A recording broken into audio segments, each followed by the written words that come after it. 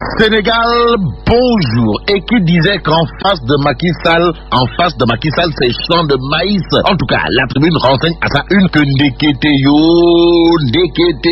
amno Lukheweti. Lukhew, eh bien, une étude canadienne envoie Macky Sall au second tour, révèle bien entendu la tribune. En attendant, c'est au tour de Wolf Quotidien de revenir sur le dépôt des dossiers de candidature, histoire de révéler que la liste est close. Que retenir d'autre d'après Wolf Quotidien, sinon une quinzaine de candidats enregistrés. Ce qu'enregistre le quotidien, c'est l'heure de vérité autour de la vérification du décompte des parrains. Pour ce faire, le quotidien nous livre que Macky Sall, Idi, Ndamal Kadior et Gakou Malik passent au Conseil constitutionnel demain. Aujourd'hui, retenons d'après le Soleil quotidien le chiffre exact des dossiers de candidature à la présidentielle. En tout cas, 23 dossiers reçus par le Conseil constitutionnel, révèle l'astre de Anne à sa une, à la une de Sud Quotidien. Il est écrit: les candidats retiennent leur souffle pour ne pas souffler sur les braises. Sud Quotidien annonce déjà la séance de vérification des parrains des candidats avec les 7 sages d'attaque.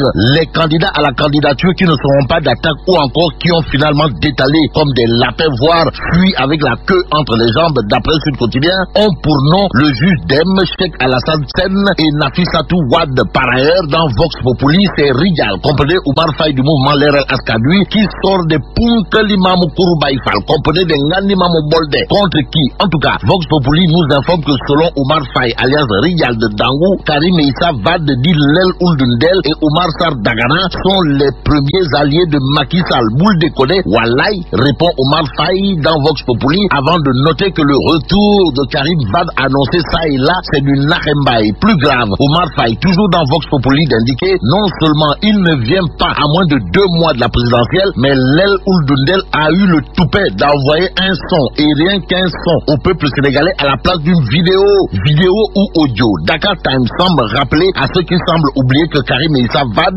c'est quand même le fils de Abdoulaye Vad. De quoi s'agit-il? Eh bien, Dakar Times annonce une plainte contre Macky Sall et plus de 10 autorités sénégalaises au pays de Donald Trump. En clair, Karim Issa Vad saisit la justice américaine, révèle Dakar Times, et comme time is money, enquête sur la tentative de rassemblement de l'opposition révèle le pari de la mutualisation. En effet, Thierno Bokoum et Maître Mam Adamagay prônent la mutualisation des forces de l'opposition. Du côté du pouvoir, c'est Mambaye Nyang, copain Amadouba, qui dans enquête envoie un gros blé à l'opposition. Interrogé par Ibrahima Khalil Wad du journal Enquête, monsieur le ministre du Tourisme et ami de Amadouba, comprenez Mambaye Nyang, déclare: depuis 5 ou 6 ans, l'opposition nous promet des lendemains sombres, mais que dalle. Pour l'instant, intéressons-nous à Direct Info, qui veut savoir, mais qui a peur de Birima Mangara? Direct Info en veut pour preuve la supposée colère du président Macky Sall contre monsieur le ministre du budget, avant de noter des esprits maléfiques indexés. En tout cas, Direct Info parle même de club des gris animé par une jalousie morbide, histoire d'expliquer que la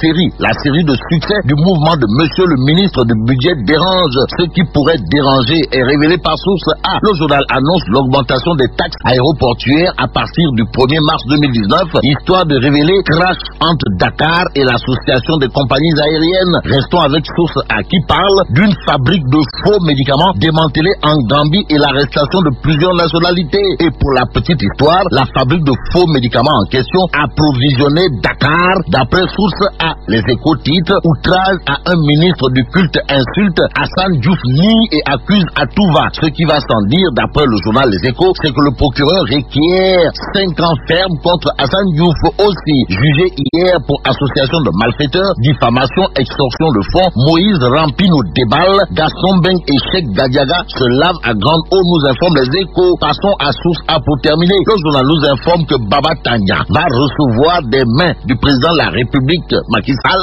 la médaille de l'ordre national du mérite. Baba Tandian décoré le 27 décembre prochain au palais de la République. Mais là c'est donc de Maître Babacar Ndiaye va-t-il le féliciter? En tout cas, Baba Tandian qui décroche la médaille de l'ordre national du mérite, ça s'appelle une consécration pour le monde du sport et celui des médias. Donc à jour J-59, disons Baba Tandian en haut, Maître Babacar Ndiaye en bas, et vive le Sénégal.